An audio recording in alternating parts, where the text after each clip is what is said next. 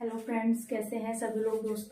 दोस्तों आज का क्लास सेकेंड ईयर से होगा। सेकेंड ईयर में कोर्स 12 पर बात करेंगे। कोर्स 12 पर हमारा टॉपिक रहेगा accessing fundamental rights of people with disability, यानी कि विकलांग लोगों के लिए मौलिक अधिकारों का प्रयोग। ठीक है, प्रश्न आपसे ये पूछेगा परीक्षा प्रश्न पत्र में कि विकलांग लोगों के मौलिक अधिकारों का कौन से मौलिक अधिकारों को विकलांग लोग प्रयोग कर सकते हैं। ये किन मौलिक अधिकारों का अधिकार है विकलांग व्यक्ति के लिए। विकलांग व्यक्ति के लिए कौन कौन से मौलिक अधिकार बनाए गए हैं। इस तरीके से आपको 5 नंबर में ये प्रश्न आएगा। ठीक है, 150 शब्दों में पूछा जाएगा। ठीक, तो 5 नंबर के लिए हमने बहुत सारे हैं टॉपिक बनाए हैं, हेडिंग्स बनाए हैं। मेन जितना हो सकता था आपको व्हाइट बोर्ड पे अपडेट किया है, क्योंकि क्या है ना कि बहुत सारा मटेरियल मैं आपको 150 शब्द इस पर लिखकर नहीं बता सकती। केवल जो टॉपिक के हमारे जो हेडिंग्स होंगे उनको आपको केवल कॉन्सेप्ट क्लियर करा सकते हैं, बाकी एक्सप्लेन आपने खुद करना है। ठीक है, तो आप एक बार स्क्रीनशॉट ले लीजिए इसका, क्योंकि बहुत ज्यादा डेप्थ में जाने के लिए समझ नहीं आएगा।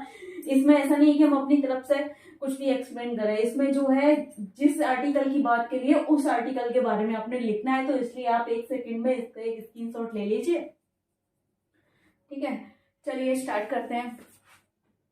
भारत का संविधान भारत के प्रत्येक कानूनी नागरिक पर समान रूप से लागू होता है। भारत का संविधान कह रहे हैं भारत के प्रत्येक नागरिक में हमारे सामान्य लोग हैं, यानी सामान्य व्यक्ति आ गए, विकलांग व्यक्ति आ गए, पिछड़े व्यक्ति आ गए, जितने भी हैं नागरिक हमारे राष्ट्रीयता जिनकी है, जिनको राष्ट्रीयता मिल रखी है हमारे भारत में, वो सब आ गए। ठीक है ना, कि भारत का संविधान भारत के प्रत्येक कानूनी नागरिक पर समान रूप से लागू होता है। ठीक है, चाहे वे स्वस्थ हो या किसी भी तरह से असक्षम हो। स्वस्थ हो यानी कि सामान्य हो, असक्षम हो या किसी कार्य करने में असक्षम हो, या कह सकते हैं शारीरिक रूप से असक्षम हो, मानसिक रूप से असक्षम हो, किसी भी स्थिति का कोई भी व्यक्ति है, भारत के संविधान के अनुसार प्रत्येक कानून के अनुसार उसको समान रूप से नागरिकता मिली हुई है। फिर कह रहे हैं संविधान के तहत विकलांगों को निम्नलिखित मौलिक अधिकारों की गारंटी दी गई है। मतलब संविधान के तहत जो विकलांग व्यक्ति है उनको कुछ ऐसे निम्नलिखित अधिकार हैं जिनको उनको ये गारंटी दी गई है। ठीक है, कौन कौन से हैं। सबसे पहला देखिए एक हेडिंग के रूप में, संविधान विकलांगों सहित नागरिकों को न्याय का अधिकार, विचार अभिव्यक्ति का अधिकार, विश्वास और पूजा स्वतंत्रता, समानता का अधिकार प्रदान करता है। संविधान क्या है कि सभी नागरिक, चाहे वो विकलांग व्यक्ति हो चाहे वो सामान्य व्यक्ति हो, ठीक है।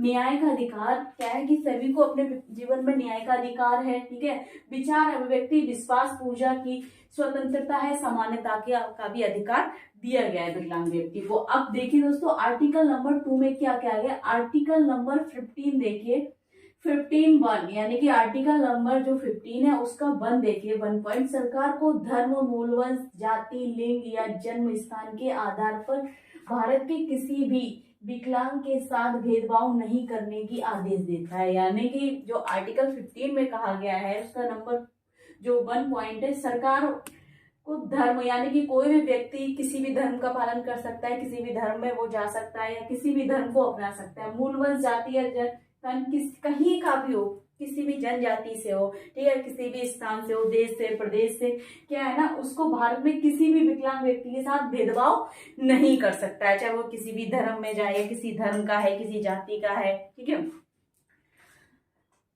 फिर कह रहे हैं तीसरा पॉइंट कह रहे हैं, राज्य के अधीन किसी भी कार्यालय में रोजगार या नियुक्ति से संबंधित मामलों में भी सभी नागरिकों को और या विकलांगों को अवसर की समानता होगी या दी जाती है। कह रहे हैं राज्य के अधीन किसी कार्यालय में रोजगार या नियुक्ति से संबंधित मामलों में भी, ठीक है, सामान्य और विकलांग व्यक्तियों को समान अवसर देती है।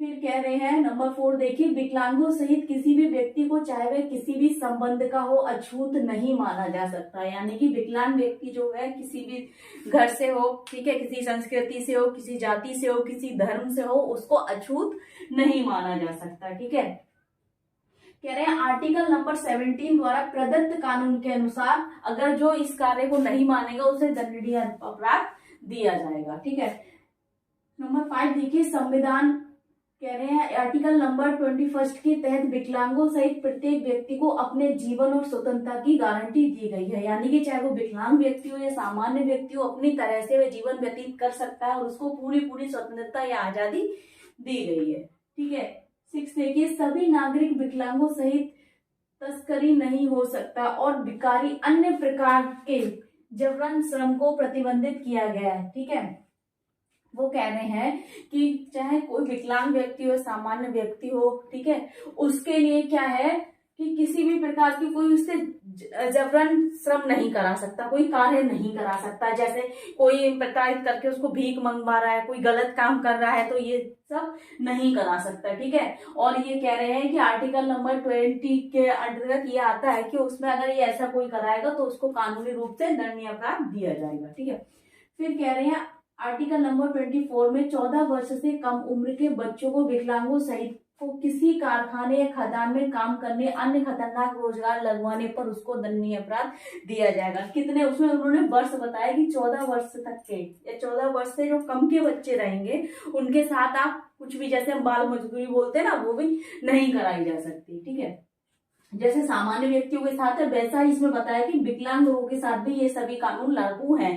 ठीक है ना, उनको भी अधिकार है इन सभी कानूनों का। ठीक, फिर कह रहे हैं किसी भी विकलांग व्यक्ति को उस भाषा, लिपि या संस्कृति के अधिकार से वंचित नहीं किया जाएगा जो उसके पास है या जिससे वह जुड़ा हुआ है। यानी कि कोई भी विकलांग व्यक्ति है, चाहे वो सामान्य व्यक्ति किसी भी संस्थान में जाता है, कॉलेज में जाता है, ठीक है, स्कूल में जाता है, उसकी जो मदर टंग होगी, लाइक उसकी जो भाषा होगी, ठीक है, आप उसको ये नहीं कह सकते आप ये यूज नहीं करेंगे, या उसको आप ये नहीं कहेंगे या इससे बात नहीं करेंगे, तो उसकी जो संस्कृति है, उसकी जो भाषा है, आप उससे उसको अलग नहीं कर सकते। ठीक है, फिर कह रहे हैं आर्टिकल नंबर 25 में कहा है प्रत्येक नागरिक विकलांग हो, चाहे वो सामान्य हो, धार्मिक स्वतंत्रता का अधिकार गारंटी देता है। वो कह रहे हैं कि चाहे वो कोई भी व्यक्ति, चाहे वो कह रहे हैं विकलांग व्यक्ति हो, सामान्य व्यक्ति हो, कि अपनी धार्मिक स्वतंत्रता, यानी कि वो अपने धार्मिक स्वतंत्रता उसको है, या हम कह सकते हैं कि धार्मिक स्वतंत्रता उसको मिली हुई है, इस कानून बना हुआ है कि वह किसी भी धर्म को अपना सकता है। ठीक है,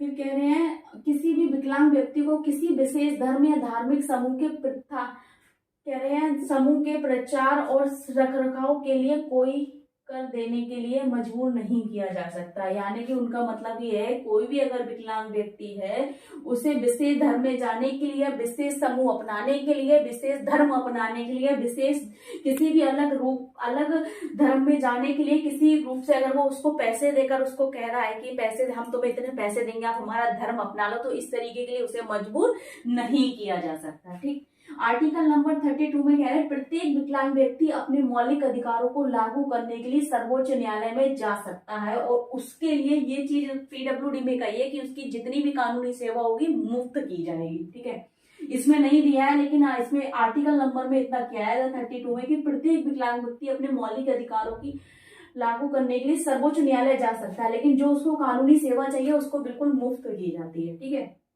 ये 2 नंबर में पूछा जा सकता है, ये ध्यान रखना। ठीक है, आर्टिकल नंबर 32 याद रखें इसको। ठीक, फिर कह रहे हैं नेक्स्ट, संपत्ति का मालिक होने वाले किसी भी विकलांग व्यक्ति या समान व्यक्ति को कानून के अधिकार के अलावा उसकी संपत्ति से वंचित नहीं किया जा सकता। अगर किसी परिवार में कोई विकलांग व्यक्ति है और उसका भाई बहन नहीं है, या उसके और भी मतलब जो रिश्तेदार हैं, पारिवारिक लोग हैं, तो उनको वह क्या करेंगे कि उसकी संपत्ति, तो वह अपने संपत्ति का पूरा अधिकार रखता है, वो अपनी संपत्ति से उसको वंचित या अलग नहीं कर सकते आप। ठीक है, हालांकि संपत्ति का अधिकार मौलिक अधिकार नहीं है, यानी कि जो संपत्ति का अधिकार है मौलिक अधिकार नहीं है, लेकिन संपत्ति किसी भी अधिकृत अभाव में मुकदमे द्वारा चुनौती दी जा सकती है। यानी कि हम अगर वो चाहे तो कानूनी द्वारा उसको हम ले सकते हैं, उसको उसका हक दिला सकते हैं, लेकिन ये मौलिक अधिकार में नहीं आता है। 2 नंबर में ये भी पूछा जा सकता है आपको ऑब्जेक्टिव वाले क्वेश्चंस में कि संपत्ति का अधिकार मौलिक अधिकार है या नहीं है, तो नहीं है, याद रखना। नेक्स्ट क्या है, प्रत्येक सामान्य विकलांग व्यक्ति 18 वर्ष की आयु प्राप्त करने पर उस क्षेत्रीय निर्वाचन क्षेत्र के लिए सामान्य मतदाता के दाता में अपना नाम शामिल कर सकता है। उनका मतलब ये है कि 18 साल के बाद कोई भी विकलांग व्यक्ति, जैसे हम मतदान करते हैं ना, वोट डालते हैं, सरल भाषा में समझाए, किसी भी राजनीतिक में राजनेता को बनाने के लिए, ठीक है, उसका सहयोग करने के लिए, तो 18 साल के बाद ये अधिकार उसको दिया गया है विकलांग व्यक्ति को। ठीक, अच्छा, फिर आते हैं उसके मौलिक अधिकार कौन कौन से हैं। ये तो हमने कानून जाने कि कौन कौन से कानून बनाए गए हैं हमारे विकलांग व्यक्तियों के लिए, जो सब कहते हैं कि ये सामान्य से अलग है। भाई अलग कैसे, जब सामान्य व्यक्ति के जो अधिकार है वही हमारे विकलांग व्यक्ति के लिए अधिकार है। ठीक है, लेकिन कुछ और अलग से जो अधिकार हैं ध्यान दीजिए इसको। सबसे पहला कह रहा है शिक्षा का अधिकार। आर्टिकल नंबर 32.2 में कहा गया है, इसमें प्रावधान है कि किसी भी नागरिक को धर्म, जाति, नस्ल या भाषा के आधार पर शैक्षिक संस्थान में प्रवेश लेने से रोका नहीं जा सकता। यानी कि जब कोई भी विकलांग व्यक्ति है, ठीक है ना, वो किसी भी स्कूल में अपना एडमिशन लेना चाहे, वो नॉर्मल स्कूल हो या इंक्लूसिव स्कूल हो या स्पेशल स्कूल हो, ठीक है, चाहे वो किसी जाति का हो, धर्म का हो, ठीक है, या हम कह सकते हैं किसी भी क्षेत्र का हो या पिछड़ी जाति का हो, ठीक है, उसको हम किसी भी मतलब कह रहे हैं किसी भी लेवल पे हम उसको ये नहीं कह सकते कि एडमिशन इसको नहीं किया जाएगा, ठीक है, यानी कि शैक्षिक संस्थान में प्रवेश लेने से को वंचित नहीं किया जा सकता। ठीक, फिर कह रहे हैं आर्टिकल नंबर 45 में देखिए, कह रहे हैं राज्य को 14 वर्ष की आयु तक सभी बच्चों विकलांगों के लिए मुफ्त और अनिवार्य शिक्षा प्रदान करने का निर्देश देता है। ये तो हमारा देखो SSA में भी दिया है, सब शिक्षा अभियान में भी दिया है, ठीक है, बहुत सारी ऐसी स्कीम्स है हमारी जो इस सब में ये दिया है कि 14 वर्ष तक के बच्चों, सभी बच्चों के लिए, और इसमें विकलांग बच्चे भी उसमें आते हैं, जिसमें मुफ्त और अनिवार्य शिक्षा प्रदान करने का उनको अधिकार है, निर्देश देता है। ठीक है, स्वास्थ्य कानून क्या है, आर्टिकल नंबर 47 में देखिए, सरकार अपने लोगों को पोषण और जीवन स्तर को बढ़ाने और सार्वजनिक स्वास्थ्य में सुधार करने का प्राथमिक कर्तव्य है। ठीक है, सरकार जो है वो कह रही है कि किसी भी व्यक्ति का जीवन स्तर को अच्छे से सुधारना, बनाए रखना और बढ़ाने का उनका प्राथमिक कर्तव्य है। किसका? सरकार का। कुछ अधिनियम जो विकलांगों सहित नागरिकों को स्वास्थ्य के लिए प्रावधान करते हैं, उन्हें मानसिक स्वास्थ्य अधिनियम 1987 में देखा जा सकता है। यानी कि 1987 जो एक्ट बना हुआ है उसमें उसके विकलांगों के लिए स्वास्थ्य की बहुत सारी ऐसी सेवाएं हैं जो उनके लिए दी जाती हैं, दी गई हैं और दी जा रही हैं। ठीक है, पारिवारिक कानून क्या बनाया गया विकलांग व्यक्तियों के लिए? विशेष विवाह अधिनियम, यानी कि 1954 में अलग अलग धर्मों, जाति, पति पत्नी के लिए, यानी कि लड़की किसी अलग जाति की होगी और लड़का किसी अलग जाति का, इसमें कह रहे हैं ऐसा अधिनियम बनाया गया है जिसमें कह रहे हैं विदेशी विवाह अधिनियम 1959, भारत से बाहर के लिए विवाह, बाल विवाह को रोकने के लिए 1978 में संशोधित बाल विवाह निरोधक अधिनियम 1929 भी विकलांगों पर लागू है। वो ये कह रहे हैं जैसे कि पहले क्या होता था, बाल विवाह कराए जाते थे, ठीक है, उसको बाल विवाह की रोक लगी तो विकलांगों के लिए नियम बना। ठीक है, फिर क्या हुआ था कि हमारे मतलब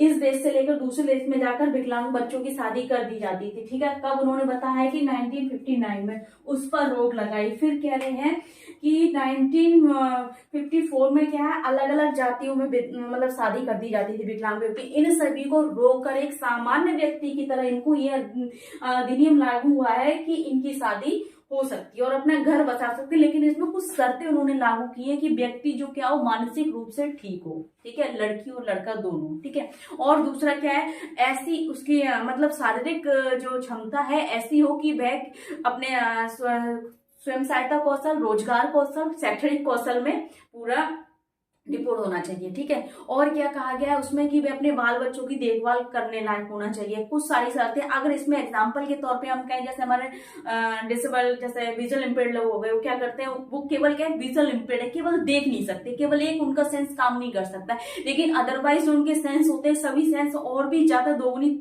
मतलब दोगुनी रूप से वो सारे काम करते हैं। तो क्या है, शादी करते हैं, अपना घर बसाते हैं, बच्चों को पालते हैं, पूरा जीवन यापन एक सामान्य व्यक्ति की तरह अपने पारिवारिक उनकी देखभाल कर सकते हैं। लेकिन क्या है, लेकिन वो डिसेबल्ड है, तो एक कंडीशन है उसमें बहुत सारी लेकिन ये सारी कंडीशंस नहीं है, केवल एक विकलांगता उनके कि वो देख नहीं सकते। ठीक है, ऐसे हमारे हेयरिंग इम्पेयर्ड वाले जो आ जाते हैं इस कैटेगरी में विकलांग व्यक्ति, उनके साथ भी ये चीज लागू है, लेकिन कुछ शर्तें हैं। तो इस तरीके से कुछ ऐसी डिसेबिलिटी जैसे मल्टीपल डिसेबल्ड हो गया, वो शादी नहीं कर सकता। ठीक है, अगर हम बात करें सीपी का जो होता है फिजिकल डिसेबिलिटी, अगर सीवियर सीपी है उसको, तो वो भी शादी नहीं कर सकते। लेकिन कहीं ना कहीं अगर हेयरिंग इम्पेयर्ड वाले 50% आते हैं इसमें, विजुअल इम्पेयर्ड वाले 50% आते हैं। ठीक है, लोकोमोटर डिसेबिलिटी वाले भी इसमें 50% तक शादी कर सकते हैं, लेकिन उनकी अगर शर्तें पूरी हो तो।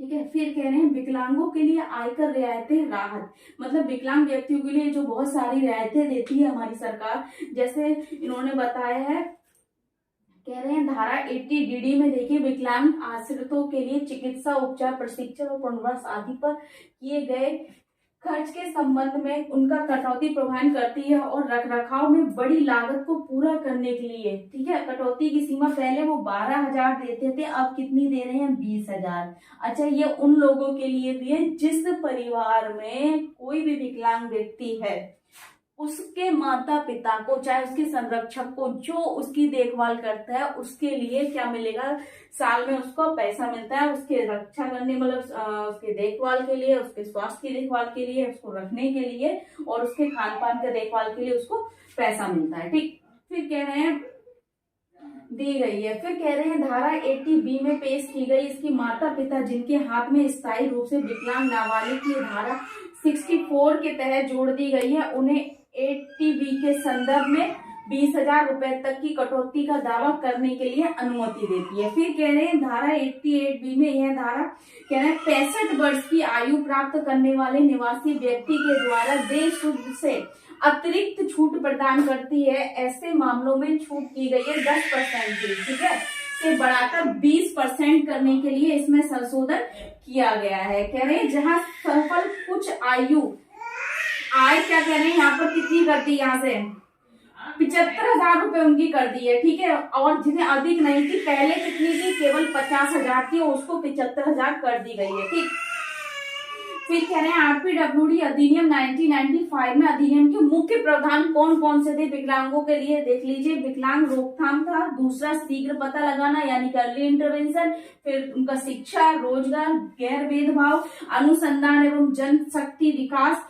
फिर सकारात्मक कार्यवाही, सामाजिक सुरक्षा, रियायती निवारण। अब ये हमारा पीडब्ल्यूडी आरपीडब्ल्यूडी हो गया है अधिनियम 16 के अनुसार, ठीक है ना। ये पहले 1995 के अकॉर्डिंग था इतना, आरपीडब्ल्यूडी में कुछ नहीं बदला, बस हमारी जो कितने प्रकार की विकलांगताएं बढ़ा दी है उन्होंने, 21 प्रकार की विकलांगताएं कर दी है, इसमें 7 प्रकार की विकलांगता थी, और बाकी जो इनके लिए नियम कानून बनाए हैं वो सभी इतने ही हैं, और जो उनके लिए सेवाएं दी जा रही है वे सब इतनी है।